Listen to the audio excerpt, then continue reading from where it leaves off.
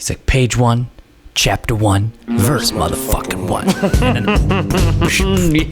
Yeah, Lil Wayne. Dude, Lil Wayne loved him some dopamine. Yes. Dope and dopamine, dude. Let's go. Let's go.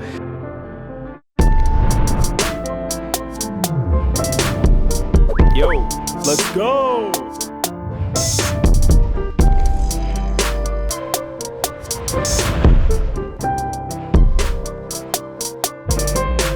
So what are we talking about, Jay? We got a new book here for all our YouTube subscribers. It's right here, The Molecule of More. Daniel Z. Lieberman, MD, and Michael E. Long. Great book. These guys are funny and smart. Yeah, they are funny and smart, and they do it great from like 100,000 foot level. I love this book. I read it like 4 or 5 times. I do it for the dopamine. This book about dopamine gave me more dopamine than almost any other book I've ever read. That was kind of the joy of reading this for me. It was like, I'm reading about the chemical that's making it enjoyable to read the book. But I read a lot about dopamine, just looked up some papers and some articles and stuff.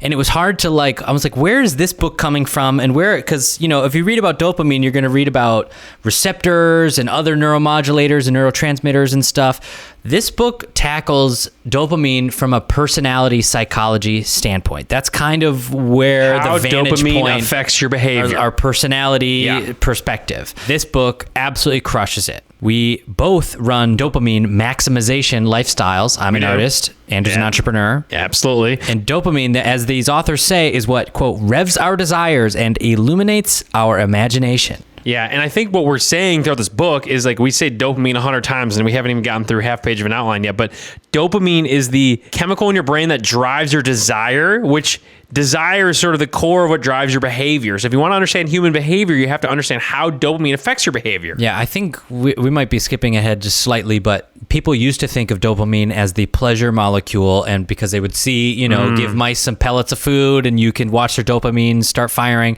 Then they started turning on a light, like a Pavlov thing. They would turn on a light before they got the food, and the light would trigger the dopamine. And so they started realizing that it's actually more about anticipation and expectation. In the future. Yeah, the future. We're going to talk about, there's a very big difference between wanting and enjoying or liking things. We confuse them because it kind of feels good to want, but dopamine is what handles the wanting and not the liking. So. Yeah, and they give us an image at the beginning of the book, the stereotype of a guy standing on a peak, romantically looking at the even taller and more difficult peaks in the distance. That guy's dopaminergically driven right now. He's already thinking about the next one. He's on the one that he just conquered. Yeah, he's already on the next one, right? He's not examining the rocks he's at or be like, wow, look at this mountain. He's saying, look at those mountains. That's the whole point of hiking in these landscapes is seeing things that you'd have to travel to tackle. Quote, from dopamine's point of view, having things is uninteresting. It's only getting things that matters. If you live under a bridge, dopamine makes you want a tent. If you live in a tent, dopamine makes you want a house. And if you live in the most expensive mansion in the world, dopamine makes you want a castle on the moon, or I think I might have added this, Mars, like Elon. Dopamine has no standard for good and seeks no finish line. The dopamine circuits in the brain can be stimulated only by the possibility of whatever is shiny and new. Never mind how perfect things are at the moment. The dopamine motto is more. Molecule of More, title of the book. For your brain, everything in your environment, which includes your brain, is sorted into 2 categories represented in the brain by different neuromodulators. The first category is what you have right here, right now, what's within my reach, what's in front of me, this table, this book, this computer I'm reading this outline off of. Things you don't have to plan how to reach. You don't have to plan how to reach. It's not in your future, it's in your now. The second category of things in your brain are things outside of the here and now. Look up, look around. What are things you want? What are things you have to plan how to go get? That would be the here and now things, and then the things that I don't have. Mm-hmm. Things you have right here, the neurotransmitters that represent those things, we call them, we've said here and now, they're the here and now molecules. You've heard these names before. Serotonin, oxytocin, endorphins. They help us feel satisfied with what we have, where we are. If you're surrounded by loved ones eating turkey and mashed potatoes and you feel good, those are your here and nows. If you're savoring food, you're nursing a baby, you're getting in a fight, or you're running from a fight. So it's not like just pure pleasure, but all of these things that are here and now mediated by serotonin, oxytocin, endorphins, probably endocannabinoids and stuff like that. Molecules in reference to things right here, right now. And you ready for this this literary mishmash, but they were all of them deceived. For another molecule was made. I looked this up, so I did actually. Dude, this is great. In the fires of the ventral tegmentum, the Dark Lord, Darwinian evolution, forged in secret a master molecule to control all others. And into this molecule, he poured his motivational salience, his reward-related cognition, and his will to accumulate all resources. Dopamine. The chemical representative of all the things we don't have, which is why it's called molecule of more. Quote, a single molecule that not only allows you to move beyond the realm of what's at your fingertips, but also motivates you to pursue, to control, and to possess the world beyond your immediate grasp. It drives you to seek out things far away, both physical things and things you cannot see, such as knowledge, love, and power. Whether it's reaching for the salt shaker, flying to the moon in a spaceship, or worshiping a god beyond space and time, this chemical gives us command over every distance, whether geographical or intellectual. It makes you desire what you don't have yet and drives you to seek new things. It rewards you when you obey it and makes you suffer when you don't. It's a source of creativity and, further along the spectrum, madness. It's the key to addiction and the path to recovery. It's the bit of biology that makes an ambitious executive sacrifice everything in the pursuit of success, that makes successful actors and entrepreneurs and artists keep working long after they have all the money and fame they ever dreamed of, and that makes a satisfied husband or wife risk everything for the thrill of someone else. It's the source of the undeniable itch that drives scientists to find explanations and philosophers to find order, reason, and meaning. Ooh, God, those are such good Dude, quotes. that is like the power start of the quotes. Power start. Yeah, So yeah. that quote too, I love that. If you break it down, it covers all of the chapters in this book.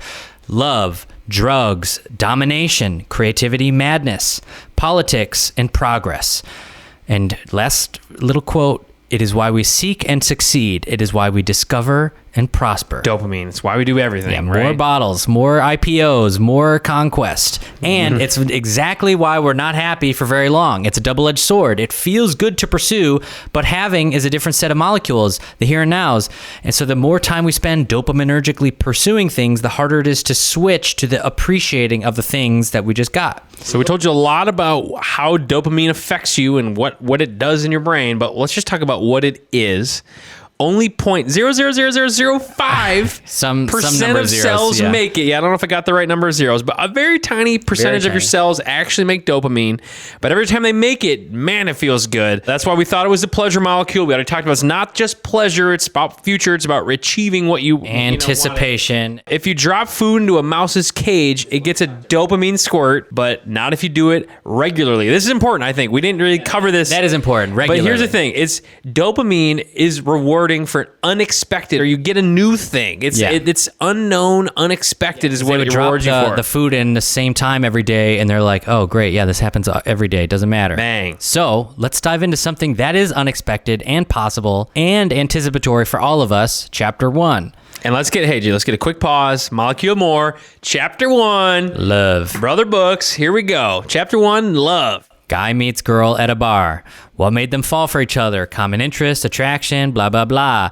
Quote, but none of that was the real key to love. The big factor was this. They were both under the influence of a mind-altering chemical. So was everyone else at the bar. And here's what that molecule made them feel. Every day made him feel on the brink of a golden future. Every thought of her suggested limitless possibilities. He's imagining where they could travel together, restaurants they could try. You get a little text. Oh, that's from her. What would it say? Anything? Just got an anticipatory dopamine hit right there. Yeah. Now think of how different a text from a new boo is compared to a text from someone you've been with for decades, right? It's a lot more exciting and dopaminergically unpredictable than new boo. Yeah, there's right? less anticipation after the millionth text with someone. There's nothing to anticipate. That's why the honeymoon period of passionate love only lasts like about a year. That's as long as the anticipation can last until familiarity sets in. So now that this hypothetical couple has been dating for a few years, and the dopaminergic passion fades, quote, they weren't unhappy, but the profound satisfaction from the earlier time together was slipping away. The sense of limitless possibilities began to seem unrealistic. Thoughts about each other that used to come constantly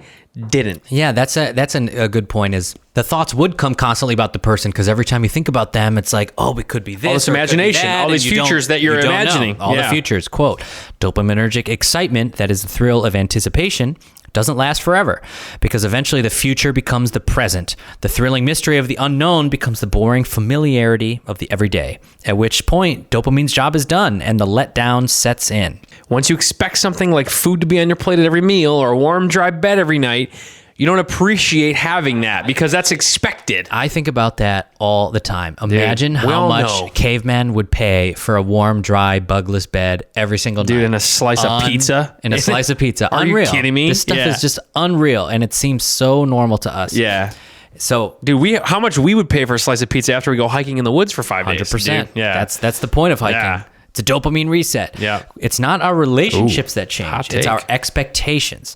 You can't idolize the future when you've been seeing a person daily for years. There's less anticipation, and your brain switches to the here and nows. I like anticipation. That's a new word. I haven't heard of that before. And in hindsight, I was like, I think I might have said that wrong, but I'm just rolling. So the authors talk about here, so we're talking about love, chapter 1, and they are pointing out that kind of crazy love fades over time. They have a word for the kind of love that you create after that passionate love starts to fade. They call it companionate love. That's a good one. Quote, from something we anticipate to something we have to take care of. These are vastly different skills, right? Companionate love is something you need to cultivate and appreciate using the here and now chemicals, serotonin, oxytocin, endorphins, endocannabinoids. Seems like there's two different kinds of pleasure. There's the siren song of anticipation and the calming bath of sensation. That's dopamine. Liking versus wanting. Here and nows. Yep.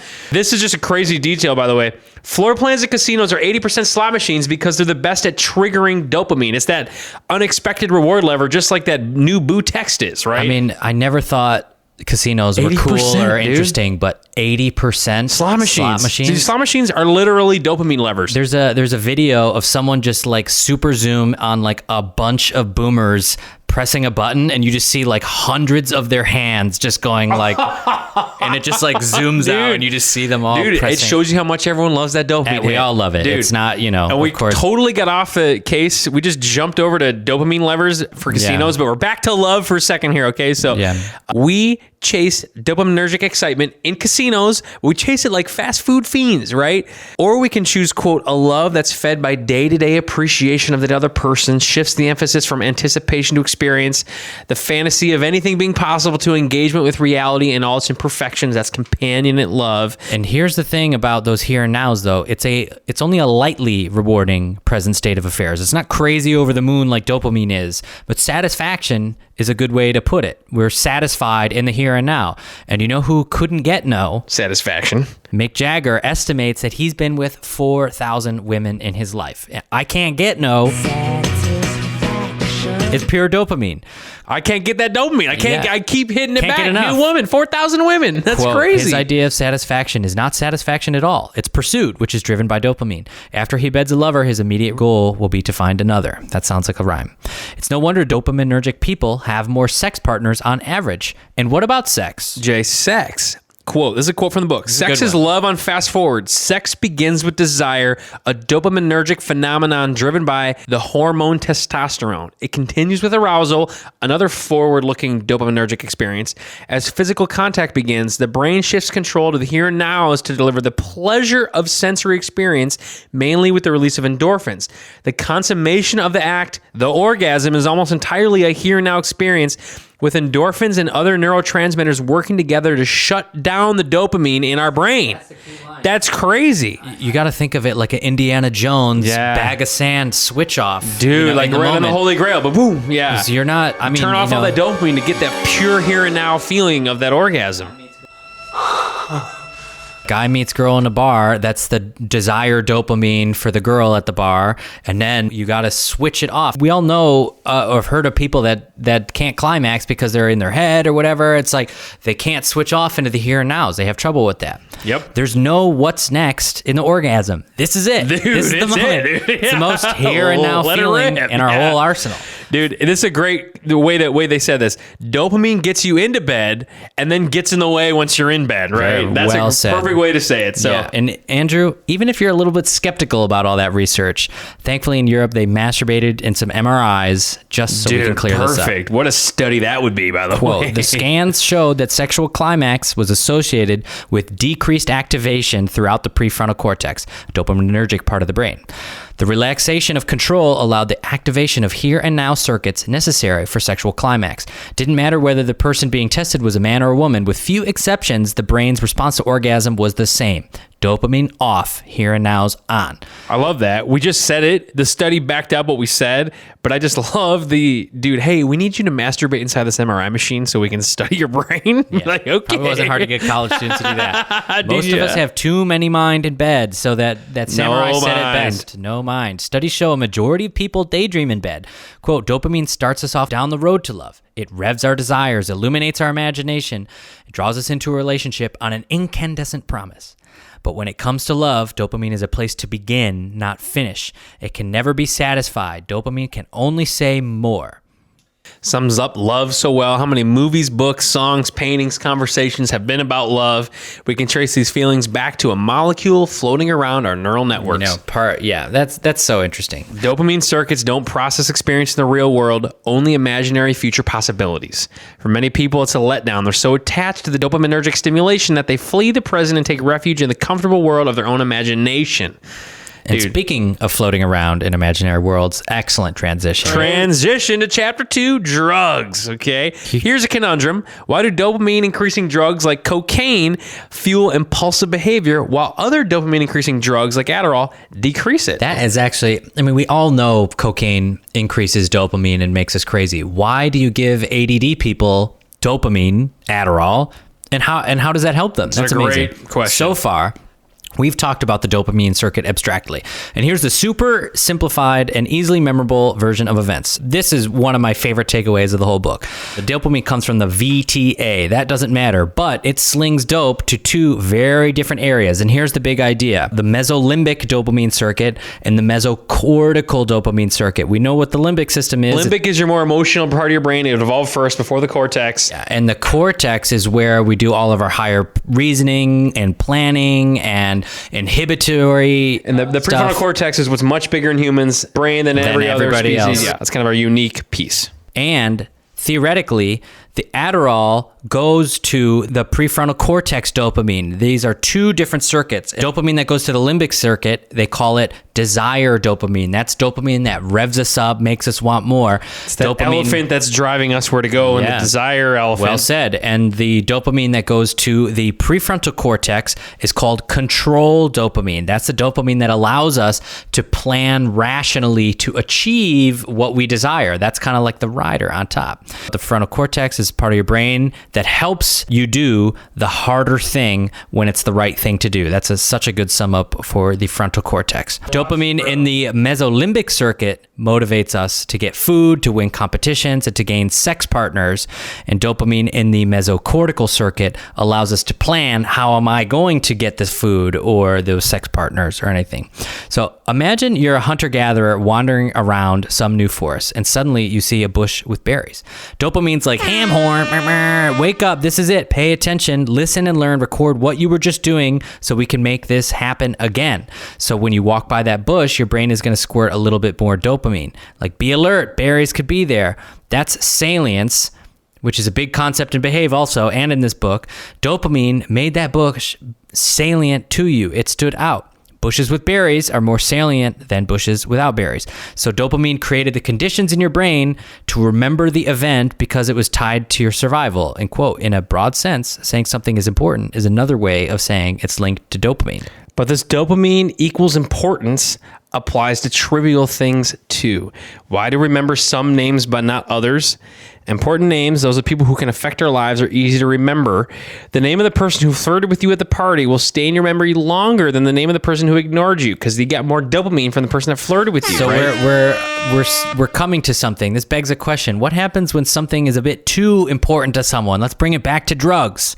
Like, they might ruin their life to get it. Their brain is telling them this thing is so important. Starts with an A. It's addiction. Hey, porn addict, your VTA is overdoing it. Porn should not be that motivating to you. You need to tell it to back off. Addictive things like drugs or porn, they hijack your VTA. That's your ventral tegmentum something, right? Tegmentum area. That's where all the dopamine comes from. Like a guided missile, addictive drugs hit the desire circuit with an intense chemical blast, your mesolimbic dopamine circuit with a chemical blast. No natural behavior can match that. Not food, not sex, not anything. If making decisions is like weighing options on a balance, an addictive drug is like an elephant sitting on one side of the scale. Yeah, what's more fun, being mayor of Toronto or crack cocaine? I think crack cocaine, I according to love that. that old mayor. Yeah. So he has an interesting things he says about other drugs, but we can sum it up this way. Jay, how do we sum up the drug comment? Crack bad. Crack bad. Yeah, so that's why we broke down the desire dopamine, control dopamine. Like drugs are hitting our desire circuits really hard And making want us to hit it again and again. And where Adderall comes in is that is a more Hitting localized. the prefrontal cortex dopamine for controlling your behavior. Yeah, there's a very good, I read a very wonderful paper on dopamine in personality science, and he referred to desire and control dopamine more like explore, exploit. Dopamine in our mesolimbic circuit is more the exploratory, and dopamine to the mesocortical is exploiting a resource, like how do we take advantage of a situation or whatever. They mention here video games and how they affect on dopamine, and it is interesting, but you can imagine like getting leveled up, achieving the next thing, beating the next boss is all just dopamine tracks. It's like a dopamine treadmill, right? Yeah. And you know for sure these video game companies spend boatloads basically studying how to maximize dopamine production in the players of their game, and that's how they make money, right? And here's What was the reward percentage? 1 in every 15 treasure chests should contain something dope. That's like the prime dopamine percentage of like you give them 1 in every 15 treasure chests, you give them a big reward. That's how that's going to make Exactly like slot machines, you know. There's Yeah, dude. probably same resource and everything. We mentioned here in this outline Tristan Harris warning us about the Facebook. Oh, what was that Yeah. movie? What was that? It was the Netflix show about how Facebook is like basically Well, when you just think about programming us. the amount of money that they have to Of course, spend. they're studying how to maximize their dopamine, Yeah, right? it's just insane to think of, Yes. the tools arrayed against us are like hundreds of billions of dollars. Hundreds of billions of dollars of how to give you guys dopamine, TikTok, how to give you little dopamine hits as you scroll. 100%. So how do we fight back? Chapter 3, Domination. What is going on when you close Pornhub, get off your ass, and make a podcast about dopamine? How did we do this? How did we We're still overcome slaves to our that dopamine? We're still mining our own dopamine right now. It's dopamine in the frontal cortex. It's better our dopamine. control, exploit dopamine. Quote, controlled dopamine is intensely rational. It doesn't feel because emotion is a here and now phenomenon. Controlled dopamine is cold, calculating, ruthless, doing whatever it takes to reach its goal. The authors use a great metaphor saying we're like a rocket ship. This is a really good metaphor. We're trying to get where we want, and the dopamine desire circuit are the main thrusters. Like they're the ones really sending us there. But the control circuit is like the directional thrusters. Both use the rocket fuel dopamine. Both are trying to make our future more secure, but they're used differently. Sum up here. Urges come from the mesolimbic desire circuit. Calculation, planning, and discipline come from the mesocortical control circuit. So what's a good example of a pleasurable hit of control dopamine? When you nail some small aspect of your day, like you hit all the green lights at the commute, or you know what, whenever I'm in New York taking a subway, you stand by the people who look like they know what they're doing, and then the door opens exactly where that person was standing. That's control dopamine. You just nailed your commute, or if you cook a meal, super efficient, all the perfect amounts of ingredients, washing dishes as they come, those small daily wins, those are pleasurable hits of control dopamine. Like I maximize the shit out of these resources today. No behavior book would be fit without a rat study. Yeah. And this one's got a crazy one. So the study they're referencing in the book, they starved these rats, and then you take half the rats, destroy all their dopamine producing cells.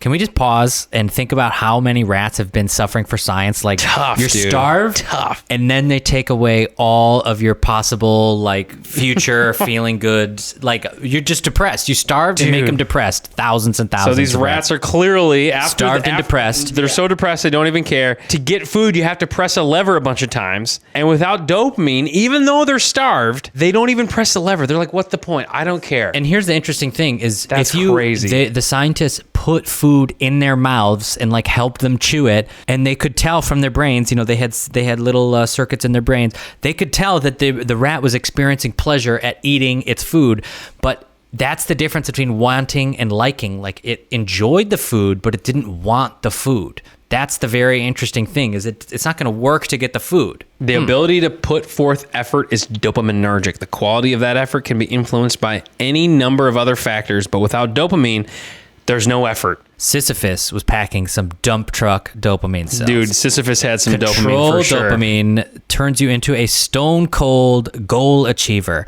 Steve Jobs and Napoleon and Mao and Alexander and Buzz Aldrin. Big Buzz Aldrin in this book. Buzz did an interview with GQ. GQ says, what does it feel like to go to the moon? Buzz says, look, we didn't know what we were feeling. We weren't feeling. What were your emotions as you walked on the surface of the moon? Fighter pilots don't have emotions. But you're human. We had ice in our veins. Well, did you ever say, I'm going to get in that fragile lunar module and land on the moon? Did that ever sort of flabbergast you? No, it did not. I understood the construction. It's got landing gear. It's got struts that compress. It's got probes that hang down. It was a marvel of engineering. I'm not impressed. Quote, instead of taking a bow for walking on the moon, Colonel Buzz Aldrin, PhD, told his admirers, it's something we did. Now we should do something else.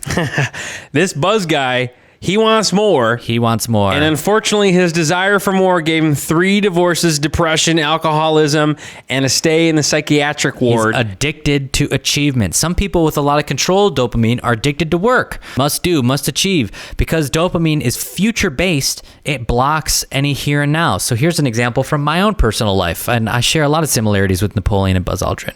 I flew to Mexico. I rode on horseback up through this beautiful mountain forest to a meadow full of monarch butterflies where they all migrate down. I was photographing them. I'm laying in the grass. I'm looking up in the air at millions of monarch butterflies flying above me, and I'm wondering what gate my return flight is at. Dude, it's nuts. Dude, that's you flew all controlled the way to dopamine. Mexico to see these monarch butterflies. Because it took a lot of controlled dopamine to get there. It's planning, it's organizing. It's like, what season? What do I book? Who do I talk to? What taxi? Where do I get the taxi? ATM? It's a lot of things. And I didn't have the Indiana Jones flip-flop of going to the here and nows. I just stayed in the controlled dopamine, like, oh, I'm going to nail this commute back to the U.S. I'm going to know what gate I'm at, what time my flight is. That's controlled dopamine. Controlled dopamine to the next level there, dude. Objective, reach monarch migration site, achieved. What's next? Dude, go back home. So that's another one. This is a great little dopaminergic example.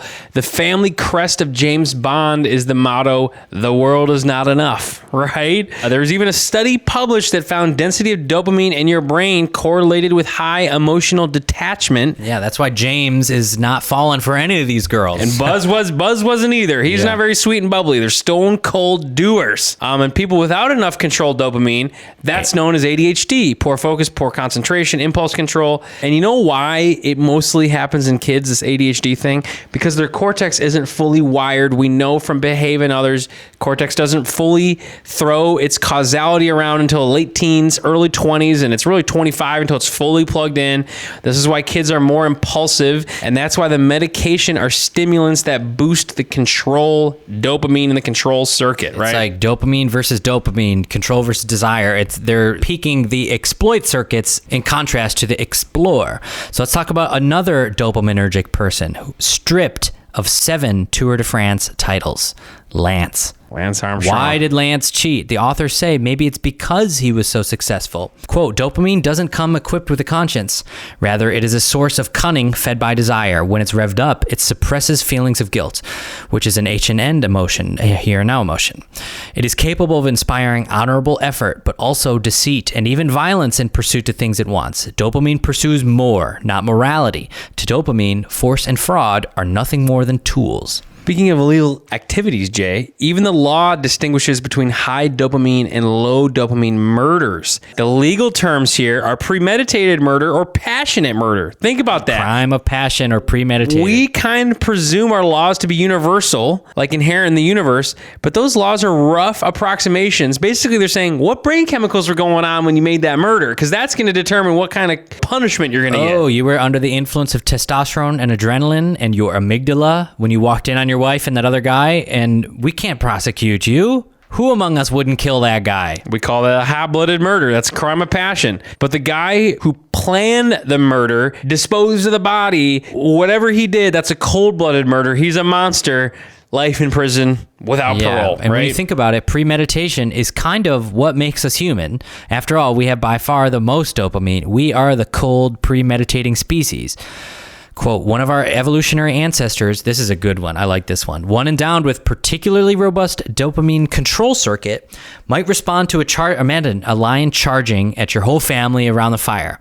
This guy suppresses his urge to panic. Instead of trying to outrun the lion, he calmly picks up a burning stick from his fire to frighten it away. When bold action is required in the midst of progress, the one who can stay calm, take stock of available resources, and quickly develop a plan of action is the one who will pull through.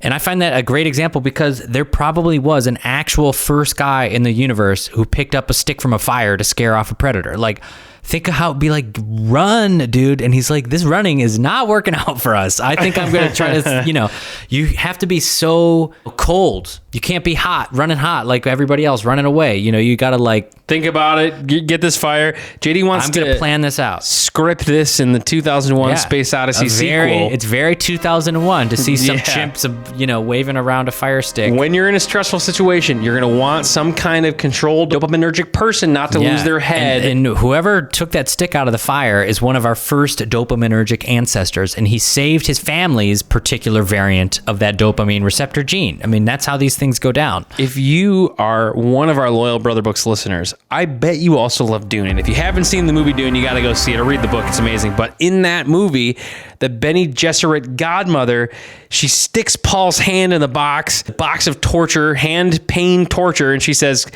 an animal caught in a trap will gnaw off its own leg to escape. What will you do? Control dopamine. How good's it? She is literally testing if Paul can control dopamine is better than his. Yeah. Can your prefrontal cortex inhibit your limbic system and amygdala and everything from overreacting or, running away from a situation? You have to have the inhibitory aspect of the prefrontal cortex using controlled dopamine. So an interesting tidbit we've seen from our daily marshmallow test. So there's a study where they take hungry volunteers. One group is fed cookies. The other is shown tasty cookies, but they only get to eat these boring radishes. Okay. Both groups were then given hard math problems to solve.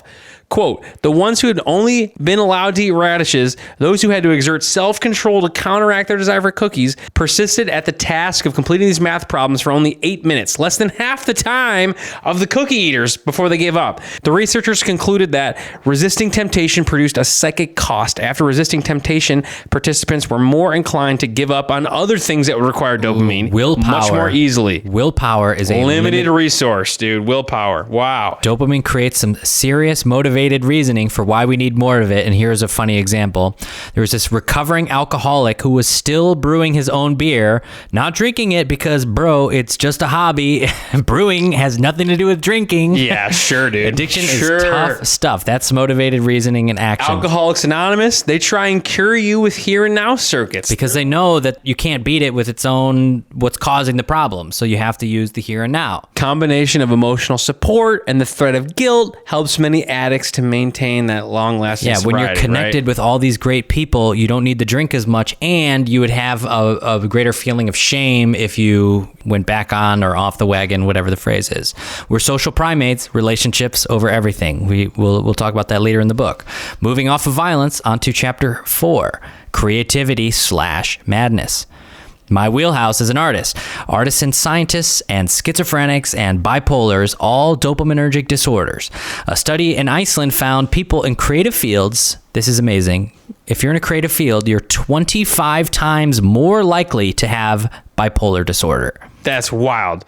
Jay, remember Beautiful Mind, John Nash, that genius schizophrenic mathematician? In his book, his friend asked him, dude, John, how can you, a mathematician, a man devoted to reason and logic and proof, how could you believe that aliens are sending you messages, secret messages, just to you? And Nash replied, dude, the ideas I have about supernatural beings came to me the same way that my mathematical ideas came to me. How am I supposed to tell the difference? Yeah, I find that so interesting. That's fascinating, it's like, dude. On a smaller level. That's what I was saying with the music and the photography. It's like, it feels like it's coming from the same place. That sense of something being so beautiful, it has to be true. That's probably what he's feeling when he's listening, like, oh, I am the aliens go-between for this. It's the same chemical. Same chemical, dude. So back to schizophrenia, though. Simplistically, how do you treat it? You have to block dopamine in the desire circuit. And why would that work? Here's an interesting brain concept. We talked earlier about salience. Quote, salience refers to the degree to which things are important, prominent, or conspicuous. One kind of salience is the quality of being unusual. For example, a clown walking down the street would be more salient, more out of place, than a man in a business suit. A jar of peanut butter is more salient to a boy with a peanut allergy than to one who is allergy-free. Things are salient if they have the potential to affect your future. Things are salient if they trigger desire dopamine. They broadcast the message, wake up, pay attention, get excited. And schizophrenics have way too much dopamine or salience. Like, imagine you're watching the news. The anchorman's talking about a government spying program. Suddenly your salient circuit fires for no reason at all. You might then believe that the story on the news has something to do with you. If your salient circuits are firing at random things, like you would think things are connected in a big pattern, For sure. all leading back to, because it feels important and it's just a misfiring of your brain. Salient circuit, dude. This So is crazy. tough. And JD had this perfect example in here. Pizzagate. He's like, those Pizzagate or salient circuits were firing on all cylinders, dude. Absolutely. They're all convinced that this crazy Pizzagate story had so much relevance to what's the problem in the world, Yeah, it is crazy. When our brain is operating normally, we learn to dismiss small things we encounter all the time. Hit us with this good example, relevant to both of us. The grandfather clock in our house, when JD and I were growing up, it ding-dongs every 15 minutes. Every 15 minutes, whole life. huge, long ding-dong. Every Whole 15 life. minutes. But our salient circuits have shut it down before we even could remember. Not salient at all. It's like not salient. Snooze town. When our friends would come over, they would think that the doorbell's ringing every 15 minutes. Every 15 minutes. Because their salient circuit, a doorbell is a very salient thing if you're inside your house. Yeah, especially for dogs. Yes. And that doorbell, very much for dogs, dude. Yeah. That doorbell, boop, boop, boop, salient. That's an important detail. Yeah. And so it's just funny because all the friends in our house would always hear that. Our Yeah. unconscious processes, we're like, chill, bro. We're not bringing that ding dong up into consciousness. It happens every 15 minutes. Like, This our is brain why, understands that. Yeah. Traveling to foreign countries feels so fulfilling, so meaningful, so new. Your salient circuit is popping. Nothing is familiar. Everything is new. Dopamine is just flowing like crazy. You're getting all this new unexpected rewards That's probably in this new a country. good mix of the dopamine and here and nows, where you're like, your average here and now reality is full of surprises and, subtleties and everything. Moving on from salience, here's a great example of creativity from the sage Winnie the Pooh. I love this example. This is Winnie the Pooh is so good. He's writing a poem. Stuff, dude. This is such a good poem. He's writing a poem about how big Tigger is, and here's one little snippet of the poem. But whatever his weight in pounds, shillings, and ounces, he always seems bigger because of his bounces. And Piglet's like, Pooh, I don't think shillings fits with pounds and ounces. And Pooh says, they wanted to come in after the pounds, so I let them. It is the best way to write poetry, letting things come. Creativity is about turning off your inner critic, aka your PFC.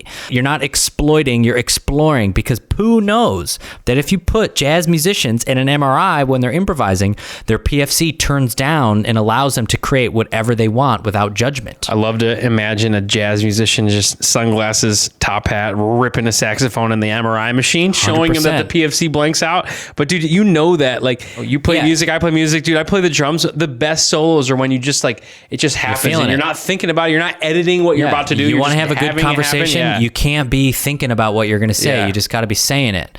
And surprise, sometimes all this dopamine in scientists and artists make them suppress their here and now. Crazy. Yeah, because everything, if you're in a dopaminergic, like a jazz musician or a scientist or an artist, you're always in the world of the unexpected and the imagined. You're imagining realities all the time. So that's why, it's not why, it's not 100% causal, but the stereotype is that they have worse relationships. The stereotype of the absent-minded professor, for instance. Dude. Or me talking about chimpanzee politics on a date. So this is a perfect example. We talk about someone over dopamined and not in the here and now. This professor, I think this was in the Bill Bryson book, Jay, that he, his wife, they're having a dinner party that night. His wife said, hey, honey, go upstairs and get changed. People will be over soon. He goes upstairs, forgets everything that was happening downstairs. And here and now, he's dopaminergically thinking about the future problems that he wants to solve. He goes upstairs. He's upstairs. He has no idea why he's there. He's like, oh, it must be bedtime. Puts his pajamas on and goes to sleep. And then his wife comes up like an hour later. Where are you, bro? She's like, we're having the party. That almost seems too good to be true. Like, dude, that is just such a good story. Crazy. And that brings in Isaac Newton, another mad genius. Hated people. Didn't go to any parties. Loved calculus. Not big on parties. Isaac would search the Bible for hidden messages. Speaking of salient circuits misfiring, Yeah. like you see a certain collection of letters and you're like, oh, this is it. The same place his ideas on physics came from, his ideas on secret biblical messages came from, his ideas that maybe alchemy can work came from. It's all the same, you know? Yeah, and unrelatedly, he never got laid. Dude died a virgin. Isaac Newton, his like number one sort of model of life was Jesus Christ, who also died a virgin. That gets played down in history. We don't think of Newton as being like hardcore Christian. That's Dude, he was a big time Christian I didn't guy. even know that. Here's some more scientists and artists with mental illnesses. Beethoven, Van Gogh, Charles Darwin, Tesla, Kurt Gödel. So that just shows you guys creativity is just bordering up on the madness, right? Yeah, that was the point of that. So far, we've been covering how dopamine affects love, drugs, domination, creativity, and badness. So now we're moving to chapter 5. Chapter 5 is focused on the people that spend so much time in the dopaminergic achievement, and they want to do everything they can to take more control, grow. More and more. You can never climb enough. Who are those people? Politicians, right? Chapter 5 is on politics. Here's a great quote about the conservative-liberal divide from Ambrose Pierce, I think. Also, this is very relevant to Righteous Mind. This whole chapter is so righteous-y. Quote, conservative, a statesman who is enamored of existing evils, as distinguished from the liberal who wishes to replace them with others. Whoa. Isn't that a great quote? That is such a good quote. Progressives are idealists whose desired dopamine paints a picture of a world better than where we currently are. So screw the here and now. Let's build a utopia without borders or student loans. Basically, John Lennon's Love Imagine. that, dude. Love that. Conservatives might be more here and now-ish. Protect my family, my property, our veterans. A little more country music vibe, cold beer, hot girls, the whole thing, right? It's like almost a perfect dichotomy between rap music being highly dopaminergic and country music being highly here and now. Because rap music is all about, it's not about a particular girl. It's about any girl. It's not about a particular car. It's about a brand of car that you have to reach, And country music is about that girl in that skirt sitting on that old pickup truck, It's very, very different. And dopaminergic people, we said they're more creative. They work well with abstract concept, pursue novelty. They're all dissatisfied with the status quo. So what do they vote, left or right? If you were dissatisfied with the status quo, that's kind of the definition of voting on the left side, right? Yeah. In universities, where bastions of abstract thinking are also bastions of left-leaning people, right? It's much more theoretical with all the noise of the here and now removed. We're not worried about what's happening now. Theoretically, this is how it should be, a right? New York Times opinion piece noted that only 2% of English professors were Republicans, but 18% of social scientists identified as Marxist. That is absolutely crazy. The big ideas of Marx sound good. They stimulate our dopamine system. And we all know Hollywood is full of dopaminergic liberals too. Mo fame, mo sex partners, mo divorce, right? Twice in a row mountain Hollywood. Which you would actually expect it to be higher. So twice isn't, I'm like, that's not too bad. But still twice It's twice as much as normal is a lot. Yeah. And just so you don't think we're totally bullshitting, scientists have even found a correlation between dopaminergic brains and liberal ideology in the Han Chinese. So this isn't just a U.S. as a bunch of BS phenomenon, right? It's the whole world. Hey, Andrew, get this. The top 16 states for charitable giving all vote the same way. The top 16, that's a pretty solid percentage. What way do you think they vote? Democrat or Republican? Is charitable giving, drum roll, is charitable giving a here and now thing, or is it a dopaminergically driven thing, Jay? I could see both. Yes. And part of me was leaning liberal, but it's actually the Republican states that donate more. Liberal cities donate shit. This is crazy, by the way. Conservatives give mo, rich or po.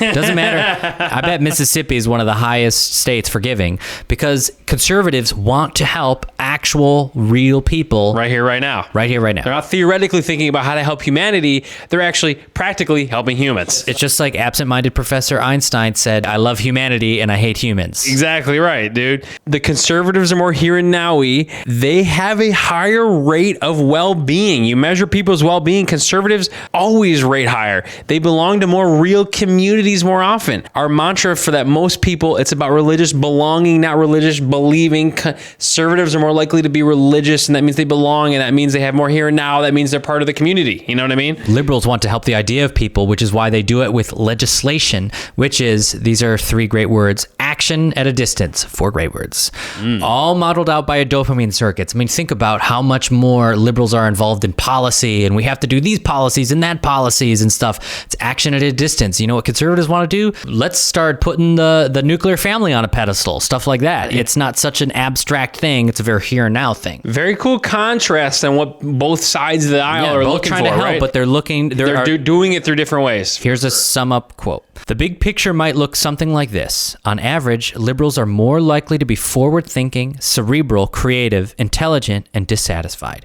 Conservatives, by contrast, are more likely to be comfortable with emotions, reliable, stable, conventional, less intellectual, and more happy. None of this is a huge effect, but the stereotype fits. Okay. And so that's good enough for Where us. we're going. Exactly. There's always, outlier cases in each direction. Lots of them. So that brings us to Chapter 6, progress. Like we said at the beginning, the book starts more concrete and gets more speculative. We love speculation, don't we, Jay? Brother Yeah, Books we is do. all for the speculation. So let's take some mice. Oh, mice again. Okay. Give them some dopamine and explore new areas more. What does that tell us? Dopamine got us out of Africa. That's what it tells us, okay? Yeah.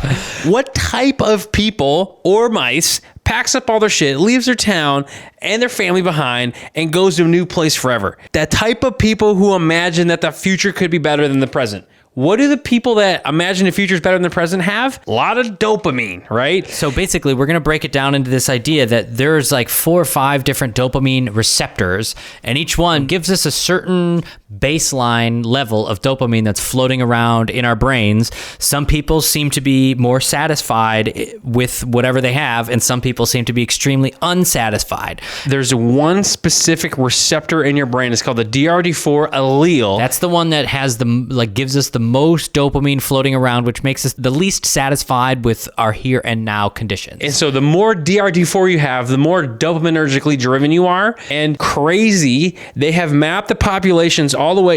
People came over the Bering Strait into Alaska, and then eventually over the centuries kind of migrated all the way down to the southern tip of South America, Patagonia. They can map the populations, and they can basically pick where you are based on how much DRD4 allele you have. The further south you get, the more of the allele that magnifies the effects of dopamine on your brain you have. And who has the least amount of dopamine floating in their brain, like who has the receptor that is happy with the least amount, was rice farmers in China and Japan. Those are the people who stayed and never moved. Their ancestors are from there. They're from there. All good. And the people who are like, no, not good. I need to cross those mountains and that desert and this jungle. Those are the people that ended up at the southern tip of South America. Unreal. Unbelievable. And it's not just with the people that migrated North and South America, Jay. You have this thing about Polynesians in here. Tell us about these guys. So crazy. This Yes. is hot science here. Love Not some only hot did science. the Polynesians travel through all of the Pacific. Unreal. There's all the crazy islands. teeny little islands. Tiny islands. So they're just floating off and dying at probably insane rates. And then every once in a while they find a little island. Well, they made it all the way. They see it in the DNA. They made it all the way to South America. Not only didn't stop at Easter Island, which is like 1,500 miles off the coast. They made it to South America. That is and had kids. bonkers, And so they dude. can see a genetic trace of some Polynesian DNA in some people in like Peru. Those Polynesians had plenty dopamine driving their exploration, right? 100%. I mean, it's insane to think you're on an island, there's coconuts everywhere, and you're like, nope, not enough. Got to find a bigger island or More a better coconuts, island. dude. Unbelievable. Let's get the whole family on a boat and sail into open water. LFG. Dude, I don't know if I'm LFGing that plan. Okay. Yeah. So here's some more speculation. If immigrant populations have more dopamine, can we think of a country populated almost entirely by immigrants? And I wonder if the bipolar rates in that country are higher. The United States dopamine. That might be what we call this country, because that is clearly, if you are an immigrant that moved to the United States, you're someone that has a high rate of dopamine affecting your behavior. You thought that the future could be better than your present. And you wanted to change the potential for your future by moving to the United States, land of immigrants. which also has twice the rate of bipolar that compared to the global population. That's crazy. And Japan has the lowest because nobody's going anywhere. There's not a lot of immigrants to Japan. You Yeah. kind of grow up there, stay there on Yeah. your island, right? Another good example, Men Who Built America. Andrew Carnegie was an immigrant who started on a factory floor, became the richest man in the world. He certainly was packing some dopamine. here's his perspective. He's like, who would want to spend time at home in Scotland raising children on a little plot of land that my grandparents already worked on and just hanging out with my nieces and nephews, having a pint at the local pub with my buddies? Snooze town. Snooze town. He's like, dude, I'm going to America. I'm becoming the richest man in the world. Dude, it's Andrew Carnegie, it's Genghis Khan, it's Alexander the Great. It's all these major conquerors were just major dopamine-driven humans, and right? I wrote that little thing to sound like the most idyllic thing, like a little plot. Your I know, it sounded great, by the way. Yeah, raising your nieces and kids. Dude, cheering for Michigan football. I mean, it's great, dude. Yeah, at the local pub with your buddies. God. Yeah. But that's not enough. And it wasn't enough for all of our ancestors that came over here. And no book, speaking of coming over here, no book is complete without talking about de Tocqueville. Every single book I read de Tocqueville talks de Tocqueville. He's a friend of the podcast. I think his book was called On Democracy, but he wrote this in 1835. He was from France, and he's like, what are these Americans doing over there? Quote, in the United States, a man builds a house to spend his later years in, and he sells it before the roof is on. He plants a garden and rents it just as the trees are coming in. He embraces a profession and gives it up. He settles in a place which he soon afterwards leaves. If his private affairs leave him any leisure, he instantly plunges into the vortex of politics. And if at the end of the year of unremitting labor, he finds he has a few days vacation, his eager curiosity whirls him over the vast extent of the United States, and he will travel 1,500 miles in a few days to shake off his happiness. That is a perfect little dopaminergic window. If you were coming to the U.S. in 1835, you had some major desire for your future to be better. Yeah. You are majorly driven by dopamine, right? Yeah, imagine all the guys drinking at the pub with their buddies being like, dude, why are you crazy? leaving? You're going to America, the New World? No, dude, that's crazy. They don't have anything there, and right? Speaking of coming to this country, a lot of big companies were started by immigrants. I mean, that's a stereotype now. 52% of Silicon Valley startups have immigrant founders. Big ones including Google, PayPal, eBay, Snapchat, Stripe, all immigrant founders. Immigrants start 2 times more companies as other Americans, not just tech companies, but all sorts, dry clean, nail salon, laundromat, gas station. I mean, immigrants are the ones that are driven by dopamine. They also do other dopaminergic things in their life, like starting companies, right? This is really crazy, talking about fertility. Future-focused dopamine no longer drives couples to have children because people assume that my country will take care of me. I won't need children to take care of me anymore, right? Yeah, I guess if you're in a poor country, it's like, all I got are my kids. Yeah, and now we have this abstract concept of social safety net and all that stuff. Crazy. So to counteract this, countries are running advertising campaigns, incentivizing more babies. And this is a list this list is ridiculous, Jay, okay? Denmark had commercials model with a black negligee. That's the model whispered into the camera, do it for Denmark, okay? You have to have an alliteration there. You can't say dude, that. Do it for Denmark it's high quality copywriting. Singapore had a national night where they encourage people to let your patriotism explode, dude. Sounds like that, middle dude. school That's humor. Crazy, dude. South Korea, you earn cash and prizes for multiple kids.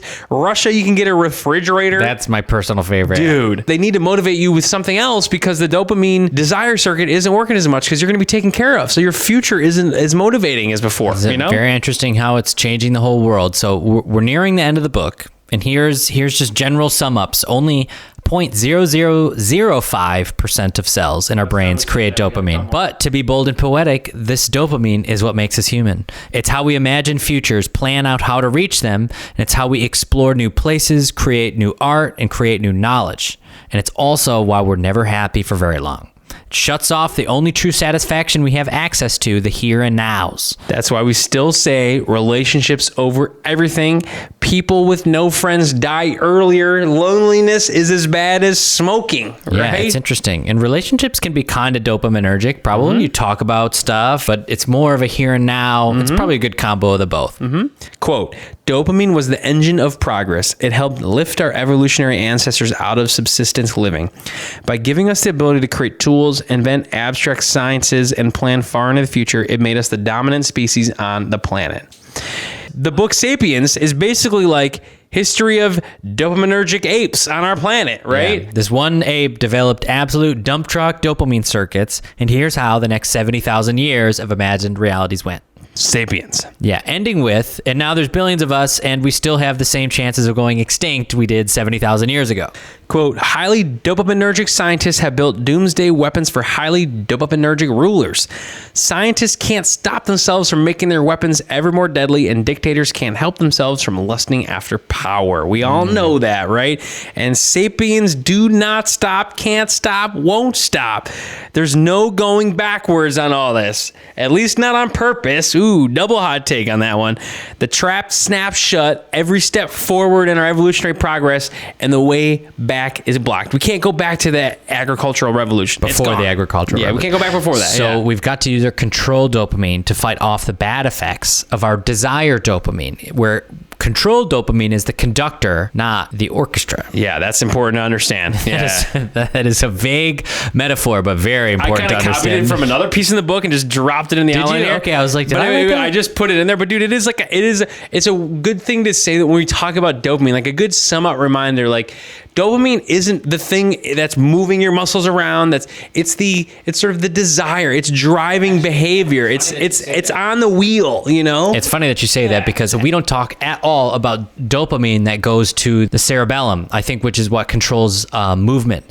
Dopamine is extremely tied to movement and muscles, which is what Parkinson's is a dopaminergic disease. Whoa. That's why people have trouble controlling their movement. And that's why the treatment for Parkinson's is L-Dopa, which is the precursor to dopamine. It's basically just like you need more dopamine in your brain in order to control your movement. And I find that very beautiful, that the thing that controls our movement is the thing that controls our desire to move. Like Occam's razor, as simple as possible. What's the chemical we use to control movement, and why don't we just make it generate an effort to move in a certain direction? You know, isn't that crazy? Yes. So that is dopamine, crazy. It's funny that you said that, actually, because dopamine literally is the molecule that helps control our movement. We just don't talk about it at all because this book views it from a personality perspective, you know. It's good. JD's bringing in the extra books and the extra science for you Brother Books listeners over here, okay? You know what dopamine might tell us to do in the future? It might tell us to travel to Pandora for some unobtainium and blow up Home Tree to get it. But the point of Avatar... Don't listen to that dopamine, dude. Yes, because tell us about Jake. Avatar is a great story of how dopamine affects behavior. So Jake, he starts off in this dopaminergic industrial complex, getting that unobtainium. He connects to a reality more rich and complex than he realized. He makes affiliative relationships with the here and now focused Na'vi, very here and blue now. alien people, the Na'vi. Yeah. Helps to be here and now when the hot girl is showing you around the glowing forest. I had to put that in there because, I mean, come on, it couldn't be some old... I mean, that world is very here and now. Yeah, what if they were big gooey aliens, you know? Like, not as sexy, dude. Yeah, he would not be as here and now. Once Jake is fully invested in the culture, he uses his dopaminergic strength to plan the resistance to the miners. He's learning to exploit the resources and everything using his dopamine. He achieves perfect balance between future thinking and here and now thinking. And the big point of the movie was that Jake gets more satisfaction through connecting with reality and the people around him than just showing up as some jarhead and doing what he's supposed to do and just thinking about back home the whole time, right? Hey, he's look here. At that, Meals on Wheels. He's now Meals on Wheels. So we like dopamine, but it makes us unhappy. And here's an interesting study. An app would ping people a few times a day to find out what they were doing and how happy they were when they were doing it.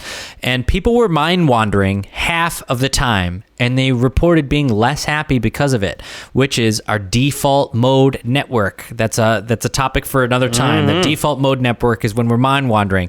Unless we were having sex when we got pinged, our mind was wandering, probably, most of the time. Yes. Yeah. And the research has concluded, this is a great sum up. Who knows if they wrote this, because it's very poetic. A human mind is a wandering mind, and a wandering mind is an unhappy mind. Crazy. Don't let that dopamine get in the way, and just all you're doing is imagining futures, and you're never being here and now. You're not going to be happy. We need to spend more time connecting with the infinitely richer natural world around us. Dopamine loves surprises, and reality is full of surprises if you pay attention, which is kind of a good Buddhist concept of like meditation. And actually, I mean, people say pay attention to your breath in and out. Every breath could theoretically feel different to you every single time. And it could be kind of a rich sensory experience of just feeling your breathing. Dude, that's about as here and now as you can get when you're just every breath is different. This last chapter, we don't know if it's a chapter, but we're calling it mastery. And this is where everything we've said it's either here and now or it's dopamine, and they kind of cancel each other out. And they consider that anything that you have mastered, the feeling of mastery over something, is one of a few areas that combine our dopamine and the here and now into an experience that we get a lot of pleasure out of, and that's very rewarding. Also, mastery could also be kind of called in the zone. In the zone. In the flow State. Absolutely. Yeah, love when you're that. getting everything you can out of something. Quote, it's reward extraction. Dopamine achieving dopamine's own goal. When mastery is achieved, dopamine has reached the pinnacle of its aspiration, squeezing every last drop of an available resource. This is what it's all about. This is the moment to savor, now, in the present. Mastery is the point at which dopamine bows to here and nows. Having done it all, dopamine pauses and allows here and nows to have its way with our happiness circuits. Even if it's only for a short time, dopamine doesn't fight the feeling of contentment. It approves. The best basking is basking in a job well done. This is why our mom loves to knit and Pops loves woodworking. Which he's just started He's doing. doing right now. Yeah. Come on, Pop. Okay. It's an act of creation. It's hands-on and in the moment with just enough planning and skills required to keep it interesting. And they described a project in shop class here, quote, and the birdhouse that comes into being at the end of it all, it's a small miracle. Dwelling on it is an oasis of peace where the mind can say, I made that. And that's exactly where Dude, Pops that's is the dwelling artist in right the now. craft. He's creating. He's the artist crafting his craft. That's why I mean, I right? feel that I've read this somewhere. Construction workers are some of the happiest employees because, I mean, it hits both things. One, you can see a job well done. You can, see it. You can walk through it. And two, you're hanging out with your buddies all day, every day. It's like, when you think about it, that's a perfect combo. I get to work on something that I build that it takes a lot of control dopamine to be able to create. Do it right. Yep. But it's also here and now enough, you're banging this, you're putting this up there, and you're doing it with buds the whole way. That sounds great. Sounds kind of like golf, I'm going to say a little bit too. A little sports, It's these, I'm always here, I'm improving, Things don't get boring. You can keep getting interesting because you can keep improving, making it better and better. So here's the very final quote of the whole book. This is a good one to sum it up. Hit us. Whoa. We have to overcome the seduction of endless dopaminergic stimulation and turn our backs on our never-ending hunger for more. If we're able to intermingle dopamine with the here and now, we can achieve that harmony. All dopamine all the time is not the path to the best possible future. It's sensory reality and abstract thought working together that unlocks the brain's full potential. Operating at its peak performance, it becomes capable of producing not only happiness and satisfaction, not only wealth and knowledge, but a rich mixture of sensory experience and wise understanding, a mixture that can set us down the path toward a more balanced way of being human. That's a good ending. A more balanced way of being human. Like they're talking about dopamine being the molecule of more. They're saying more can be good. More can be good. Absolutely. I mean, we all know more can be More is good, but great. there's more to more. And you don't want too much more. Yeah, you can't have too much more. The right amount of the molecule of more will help you be a happy person.